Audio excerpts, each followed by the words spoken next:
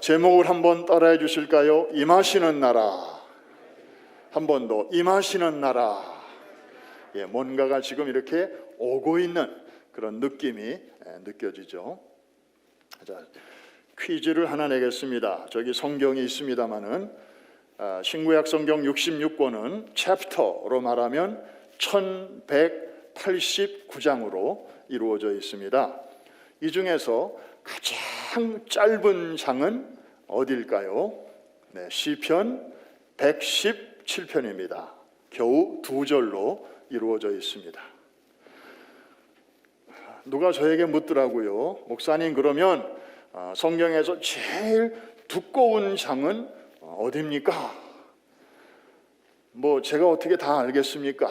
그래서 아무리 생각해봐도 모르겠어요. 난 몰라 그랬더니 겉장이래요. 겉장. 속았구나. 넌센스 퀴즈였습니다. 그런데 여러분, 성경에 있는 많은 절수 중에서 성경의 내용을 가장 잘 압축하고 있는 한 절을 들라면 어디일까요? 요한복음 3장 16절이죠. 그런데 성경에서 가장 슬픈 구절은 어디일까요? 요한복음 1장 11절이죠. 참빛 되시는 예수께서 자기 땅에 오셨으나 자기 백성이 그를 영접치 아니하더니.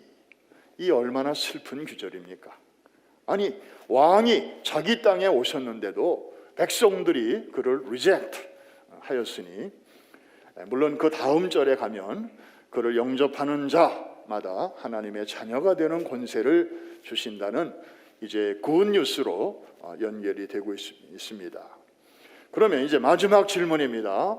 성경에 나오는 구절 중에서 가장 묵직한 내용을 담고 있는 구절, 그래서 무게를 단다면 가장 많이 저울추가 내려가는 한 구절을 들라면 어느 절일까? 힌트, 오늘 본문이 2절인데 그 2절 중에 들어있습니다.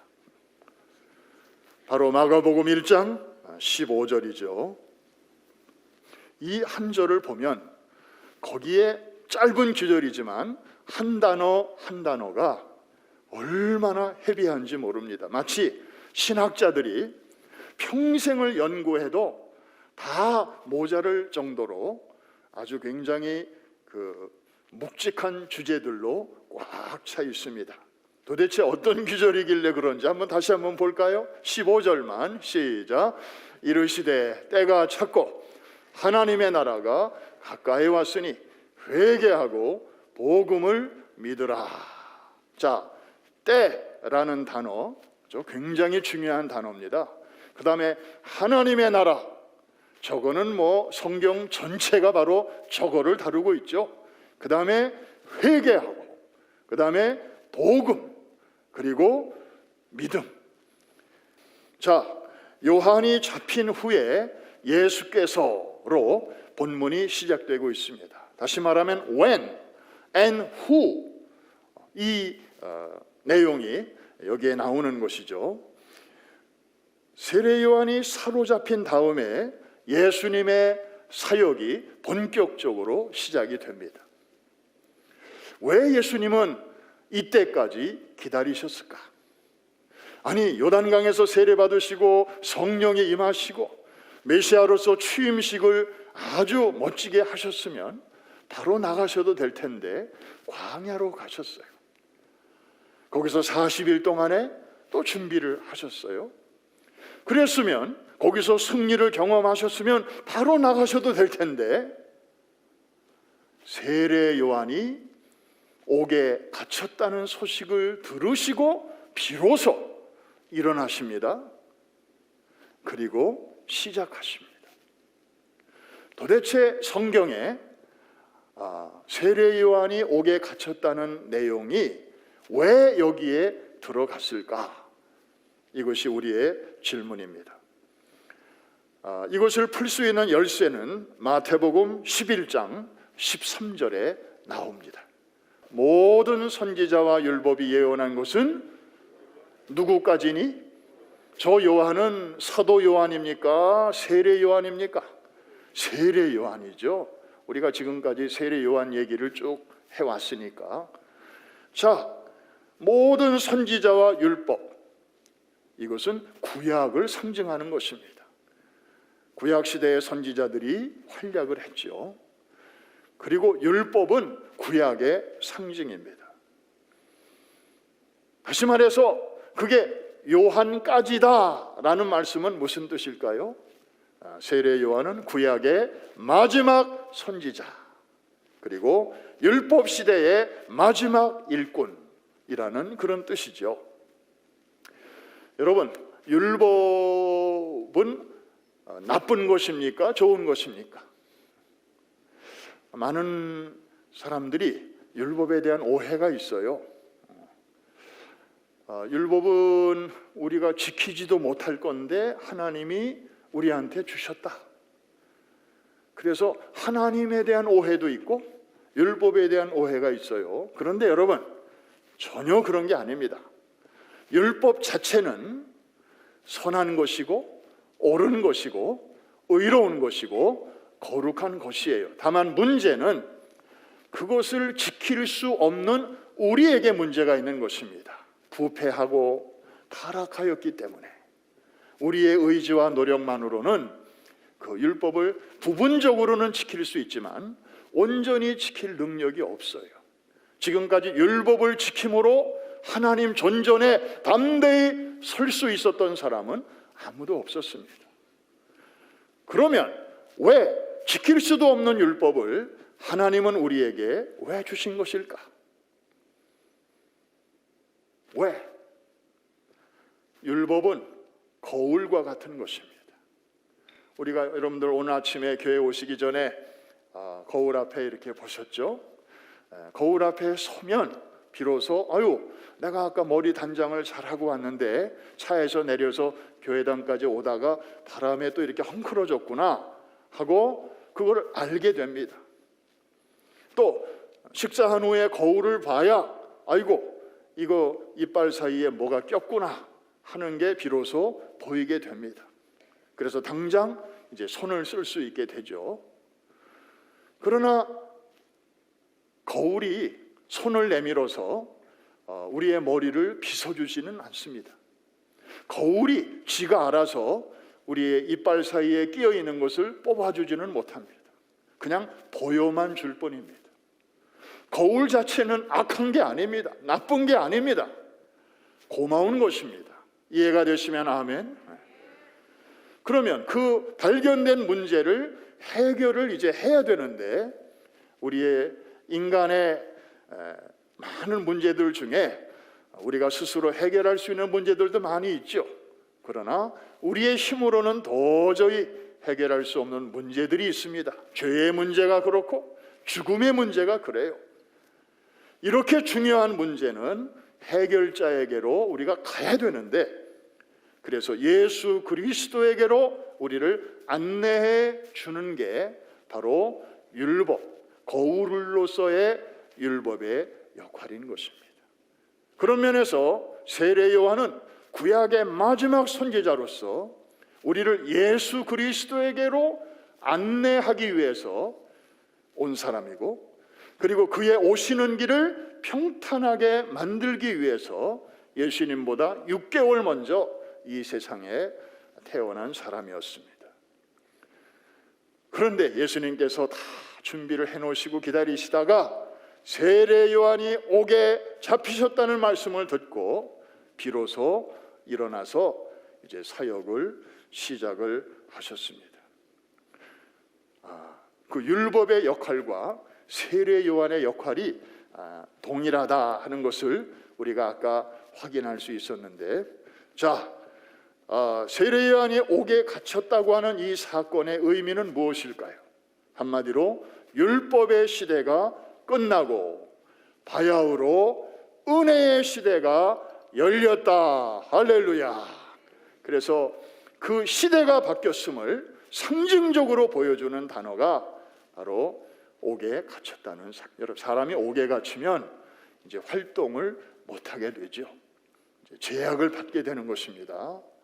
그래서 이제는 새로운 은혜의 시대가 우리 앞에 열렸는데 이것이 바로 2000년 전에 있었던 일입니다. 여러분, 우리는 그러므로 어느 시대에 살고 있어요? 지금은 무슨 시대예요? 트로트 시대 아니고, 지금은 무슨 시대예요? 은혜 시대입니다. 여러분, 사도 바울도 그렇게 기도했어요. 우리에게 새로운 은혜를 주시기를 간구하기보다는 이미 그리스도 예수 안에서 우리에게 주신 것들을 보게 해달라고, 볼 수 있도록 우리의 눈을 열어달라고, 우리도 그렇게 기도해야 맞는 줄로 믿습니다.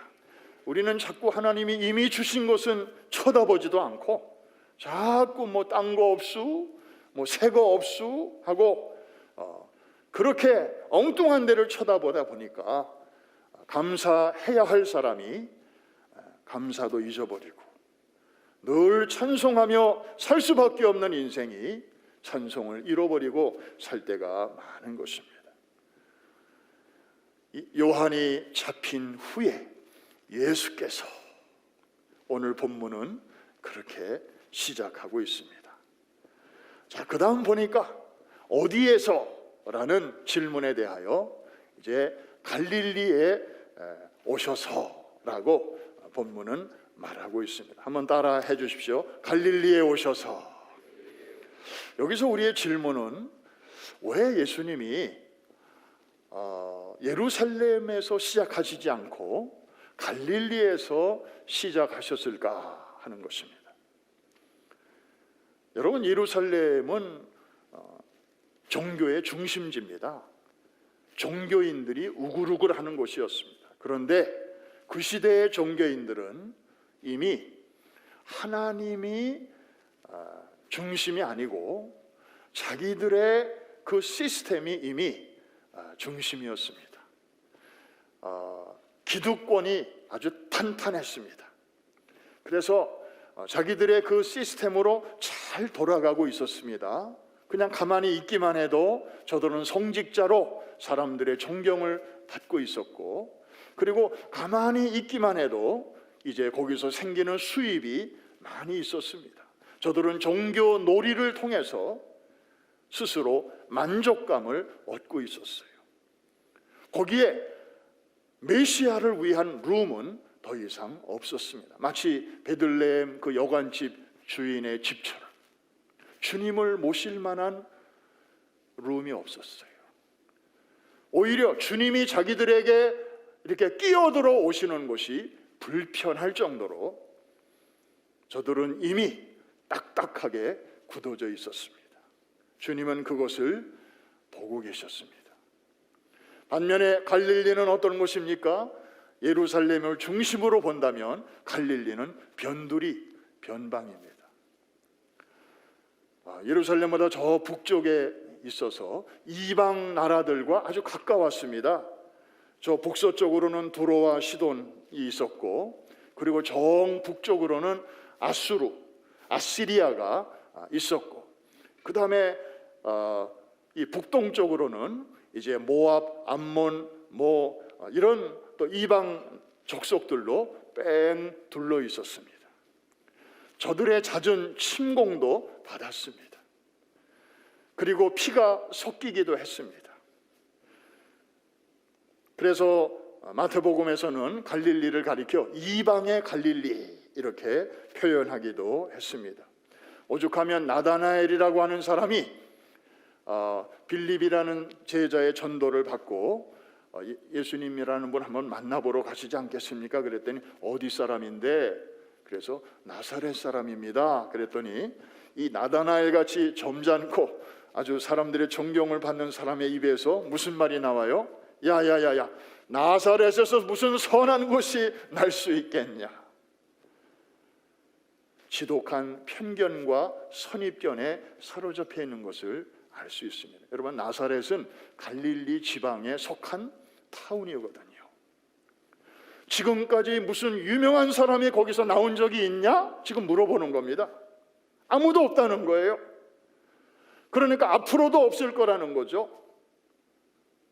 갈릴리는 적어도 그런 곳이었습니다. 그런데 여러분, 잘 들으십시오.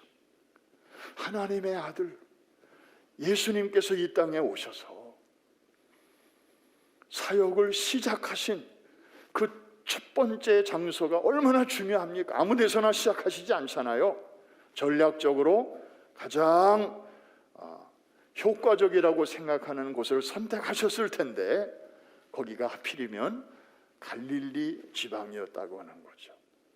거기서 30년 이상을 예수님이 사시면서 사역을 준비하셨습니다.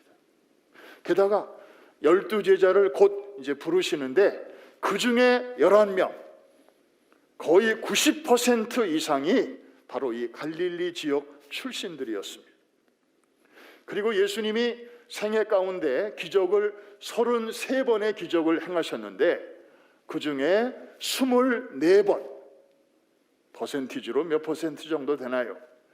한 70% 이상 이 갈릴리 지역에서 다 행하셨습니다. 도대체 이거는 뭘 말해주는 것입니까?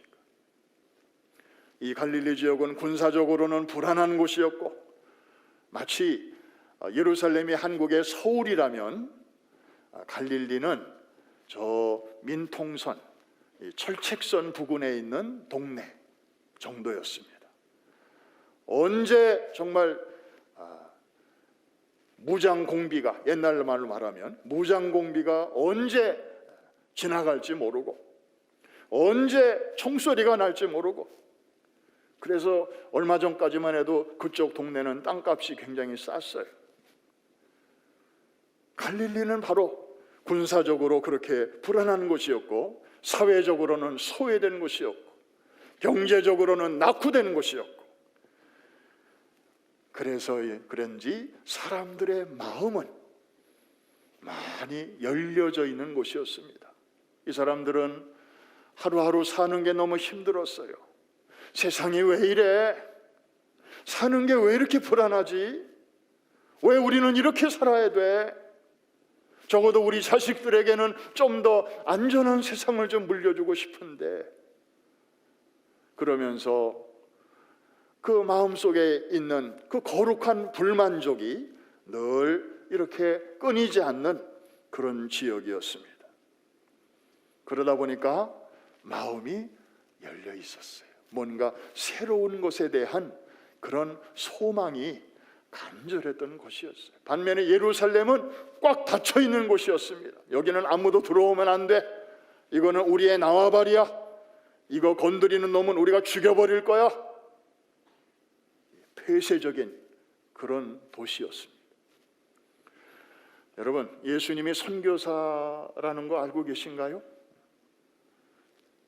넘버 원, 첫 번째 선교사이십니다.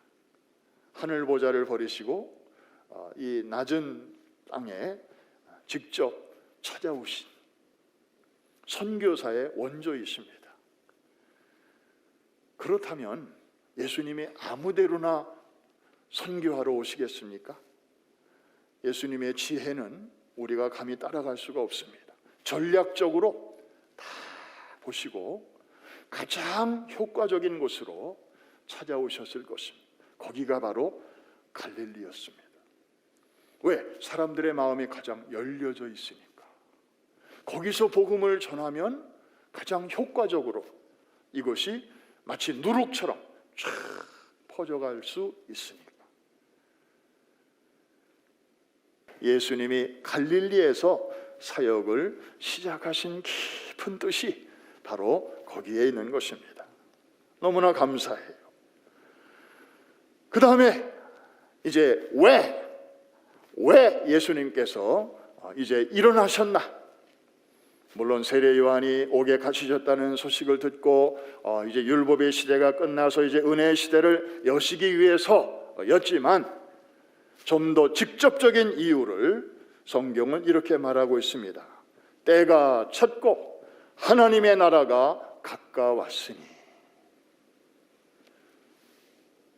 이것이 바로 예수님께서 이제 공생의 사역을 시작하시게 만든 가장 큰 이유였습니다. 한번 따라해 주실까요? 때가 찼고 The time has come.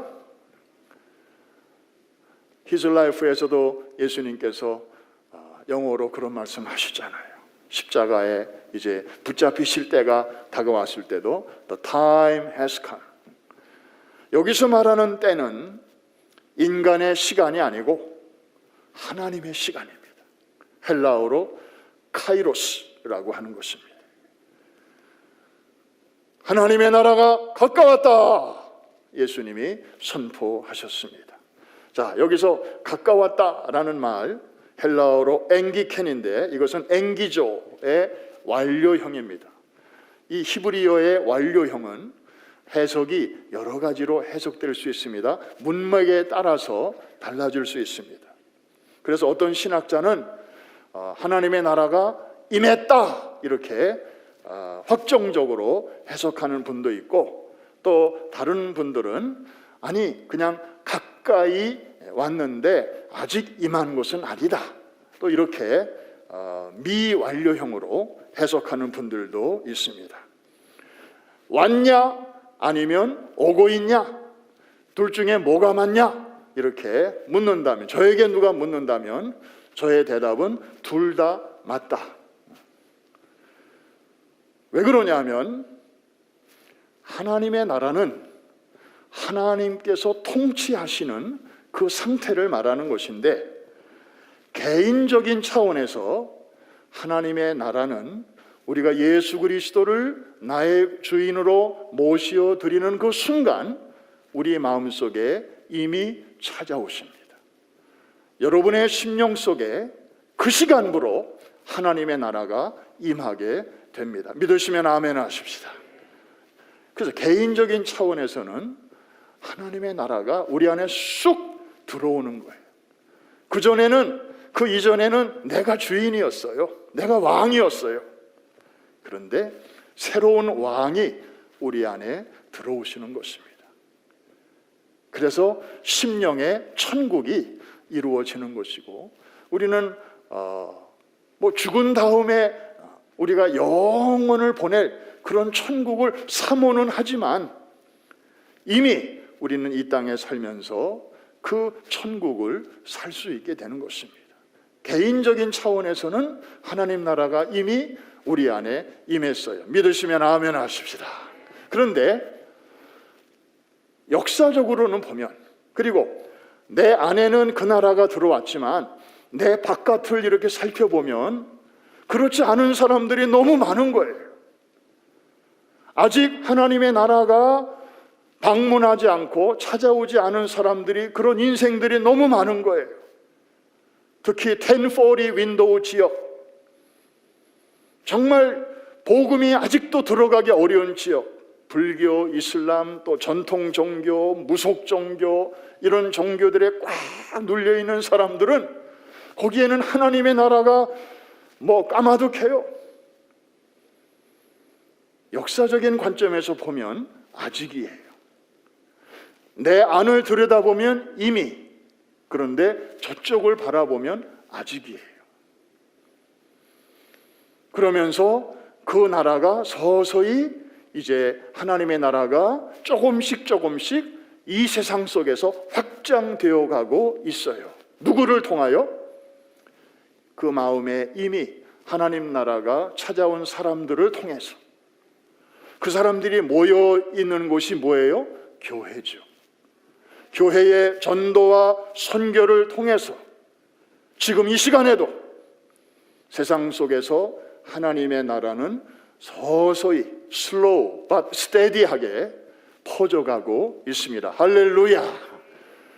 그래서 하나님의 나라에는 이 두 차원이 같이 공존해 있습니다. 개인적으로는 이미, 역사적으로는 아직. 그래서 이제 주님이 언제 다시 오실는지 아무도 모르는 그런 시간적인 불확실성 속에서, 그러나 반드시 오신다고 하는 것은 확실하기 때문에 이 확실성과 불확실성 사이 간에 또 그 긴장도 같이 있는 거죠. 그래서 우리는 건강한 긴장이 늘 우리에게 필요합니다. 그러면 이럴 때 어떻게 우리가 처신해야 됩니까? 소극적으로는 조나단 에드워즈의 그 인생 결심문을 제가 지난주에 여러분과 함께 나눈 적이 있습니다. 한 20살쯤 됐을 때 회심을 경험한 지 얼마 안 돼서 70까지로 나는 이런 인생을 살겠다, 이런 일을 적극적으로 하겠고 이런 일은 내가 무슨 일이 있어도 피하겠다, 이렇게 20살 때 그 써놓은 게 있는데 참 너무 놀라워요. 그 중에 이런 내용이 있습니다. 만일 내 생애의 최후의 순간이라고 가정했을 때 하기가 꺼려지는 것이라면 나는 절대로 하지 않겠다. 이미 천국의 행복과 지옥의 고통을 맛본 사람처럼 행동하도록 최선을 다하겠다. 소극적으로 자기의 신앙을 순결하게 지키겠다는 거죠. 참 귀한 일입니다. 그러나 여기서 한 걸음 더 나아가 적극적으로 우리가 힘써야 할 일이 있습니다. 마태복음 24장 14절에 잘 요약되어 있죠. 우리 같이 한번 큰 소리를 읽겠습니다. 시작. 이 천국 복음이 모든 민족에게 증언되기 위하여 온 세상에 전파되리니 그제야 끝이 오리라. 역사적으로 already 하나님의 나라가 이제 완성되게 하기 위해서는 우리가 이 땅에 있는 동안에 힘써야 할 일이 있다는 것이죠. 우리 안에 있는 이미 임한 이 나라, 이 좋은 것을 아직 임하지 않은 다른 사람들과 나누라는 것입니다. 그럴 때에 비로소 끝이 오게 될 것이라는 것이에요. 사랑하는 성도 여러분, 이제 말씀을 정리합니다. 자, 우리가 이 시대에 어떻게 살아야 할 것인가 하는 것도 이제 말씀해 주셨는데, 구체적으로 아직도 그리스도 바깥에 있는 자들이 정말 하나님 나라의 백성이 될 수 있으려면 어떻게 해야 되는지에 대해서 아주 구체적으로 말씀해 주셨습니다. 바로 회개와 믿음인 것입니다. 한번 따라해 주십시오. 회개, 믿음, 이게 바로 죄인이 하나님의 자녀가 될 수 있는 비밀 통로입니다. 문입니다. 이 문을 통하지 않고는 그 나라로 들어갈 수가 없습니다. 들어가 봐야 쫓겨납니다. 여러분, 복음은 무엇입니까?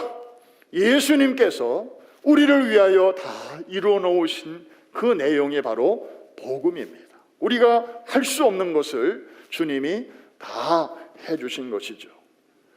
그러면 이 복음은 누가 누릴 수 있나요? 아무나 누릴 수 있는 게 아닙니다. 누구나를 위해서 주셨지만 아무나 누릴 수 있는 것은 아닙니다. 오직 회개와 믿음으로 react, 응답하고 반응하는 자만이 이것을 누릴 수가 있습니다. 요즘 젊은이들이 이 리액션을 굉장히 많이 강조하거든요. 그래서 아주 조그만 일인데도 이렇게 아주 격한 반응을 보이는 사람들을 아주 좋아합니다. 여러분, 복음은 내용입니다. 회개와 믿음은 반응입니다. 복음은 사람이 만드는 게 아니고 하나님께로부터 오는 것입니다. 그런데 회개와 믿음은 하나님이 주시는 게 아니고 우리가 드려야 할 반응입니다. 때가 찼고 하나님의 나라가 가까웠으니 한번 따라해 주십시오. 회개하고 복음을 믿으라. 이거는 천사가 대신 해주는 게 아니고 죄인인 우리가 해야 할 일입니다. 회개와 믿음이 중요하지만 그 중에 첫 단추는 회개입니다. 여러분, 회개가 무엇입니까? 어떻게 하는 것입니까? 제가 서울에 살 때 종로에 살고 있었고 섬기는 교회가 저 도봉동에 있었어요. 그래서 이제 시내 버스를 타고 이렇게 먼 거리를 왔다 갔다 했는데 어느 날은 좀 급하게 타다 보니까 저쪽으로 가야 되는데 반대편 가는 버스를 탄 거예요. 그래가지고 정신 차리고 보니까 이게 잘못된 방향이죠. 롱 버스를 탄 거예요. 그럴 때 문제를 해결할 수 있는 가장 빠른 길은 뭡니까? 어떻게 해야 돼요? 다음 정류장에서 빨리 내려야죠. 그리고 육교나 지하도를 통해서 빨리 길을 건너야죠. 그리고 제대로 된 버스를 타야죠. 그래야 내가 원하는 목적지에까지 뭐 약간 차이는 있지만 그래도 제대로 갈 수 있는 거 아니에요? 이게 회개거든요. 그러니까 깨달았으면 액션으로 옮기는 것입니다. 그런데 깨달았는데도 분명히 잘못된 방향으로 가고 있다는 것을 알고 있는데도 기왕에 탄 거 그냥 버텨볼까? 그리고 추운 날씨에 내가 자리를 뜨뜻하게 엉덩이로 데워놨는데 이거 아까워, 그냥 여기 좀 더 있을까? 만일에 그러고 있으면 문제가 해결이 되겠습니까? 깨달았지만 그대로 그 안에 있으면 이것은 회개가 아닙니다. No action, talking only. 이걸 줄여서 나토족이라고 그래요. 나는 무슨 북대서양 조약기구인 줄 알았어요. 행동이 없고 말로만. 깨달음이 있었지만 no action이 없는. 그러면 버티면 버틸수록, 고집을 피우면 피울수록 이 사람은 점점 가야 할 곳으로부터는 멀어지는 것입니다. 사랑하는 성도 여러분, 회개는 정말 그런 면에서 좋은 것이고 우리에게 너무나 유익한 것입니다. 이해가 되시면 아멘 하십시다. 회개 그러니까 무슨 아니에요. 그 사탄이 주는 잘못된 이미지예요. 회개는 죄인이 하나님의 자녀로 신분이 변경되기 위해서 제일 먼저 거쳐야 할 그런 과정이에요. 너무나 필요한 것이에요. 유턴이에요. 물론 유턴했다고 갑자기 천사가 됩니까? 아니에요. 유턴하고 나서도 또 넘어질 수 있어요. 그거 이상한 건 아니에요. 우리가 컴컴한 동굴 속으로 가다가 여기가 아닌가벼 하고 돌아서서 나올 수 있어요. 그런데 돌아섰지만 여전히 동굴 속에 있기 때문에 여전히 캄캄해요. 나오다가 또 돌뿌리에 걸려서 넘어질 수도 있어요.